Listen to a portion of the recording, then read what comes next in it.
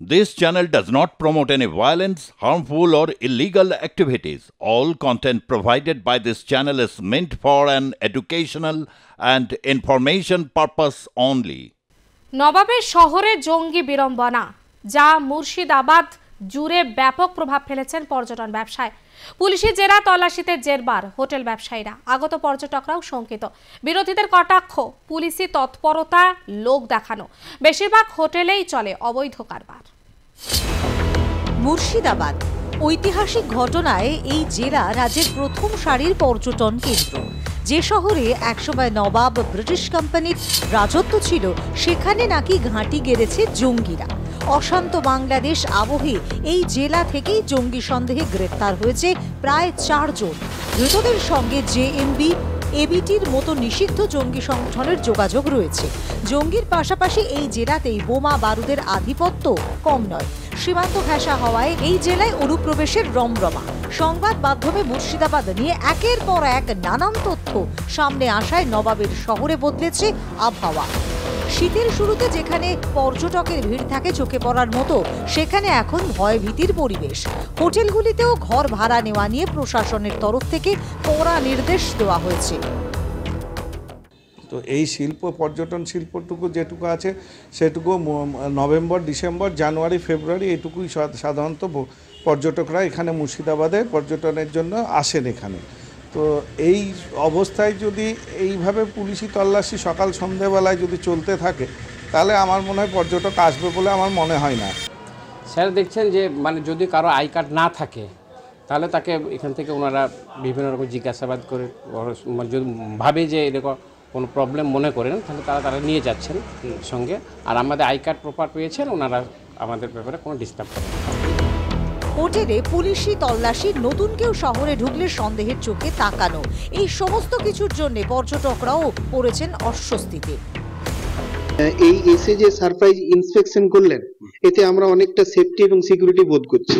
কারণ এখন যা পরিস্থিতি, তাতে এইভাবে যদি সমস্ত বিষয়গুলো দেখা হয়, তাতে আমাদের পশ্চিমবঙ্গ তথা ভারতবর্ষের নিরাপত্তা অনেক বাড়বে।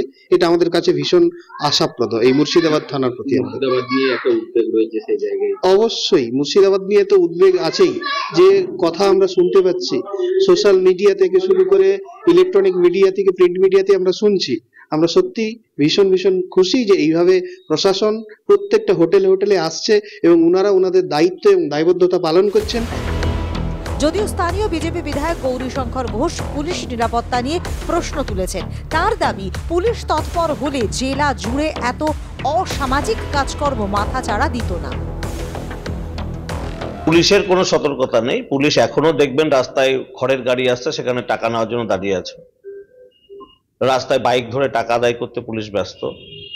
উগ্রপন্থীরা যে দেশটাকে আবারও বিচ্ছিন্ন করার জন্য, বিচ্ছিন্নতাবাদী শক্তি যে এখানে ঢুকে আছে, সেগুলো খোঁজার সময় পুলিশের নেই বা পুলিশকে খুঁজতে দেওয়া হচ্ছে না। রাজ্য সরকার এখানকার প্রশাসনকে তাদের পার্টির কর্মী হিসেবে ব্যবহার করে, পুলিশকেও কর্মী হিসেবে ব্যবহার করছে, বিডিও এসডিওকেও কর্মী হিসেবে ব্যবহার করছে। সরকারের নির্দেশ মতো তাদের চলতে হবে, এদের স্বাধীনতা নেই।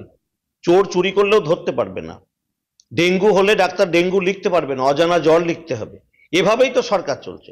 তো এই ধরনের সরকার থাকলে দুষ্কৃতীদের তাণ্ডব যে বাড়বে, জেহাদিরা যে এখানে এসে বসবাস করবে, এটা স্বাভাবিক। অসুবিধায় পড়লে যোগাযোগ করবে এবং আমাদের নৈতিক কর্তব্য পৌরসভার পক্ষ থেকে যে সমস্ত পর্যটক আসছে তাদেরকে স্বতঃস্ফূর্ত সহযোগিতা করা, সেফটি সিকিউরিটি সমস্ত আমাদের উপরে। এবং তার জন্য আমরা শহর জুড়ে প্রায় 100-র উপরে ক্যামেরা লাগানো আছে এবং আমি এই পৌরসভার পক্ষ থেকে 50টা সিভিক ভলেন্টিয়ার দিয়েছি, রাস্তায় যেন জ্যাম না হয়।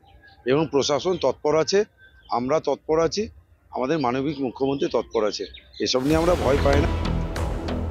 সব মিলিয়ে নবাবের শহরে এখন আতঙ্কের পরিবেশ। এই আতঙ্ক কাটিয়ে কবে যে পরিস্থিতি স্বাভাবিক হবে তা জানা নেই স্থানীয়দের। তবে সবাই চান পর্যটকের মরশুমে রুজি রুটিতে যেন কোপ না পড়ে। মুর্শিদাবাদ থেকে শঙ্কর গোস্বামীর রিপোর্ট, আর প্লাস নিউজ।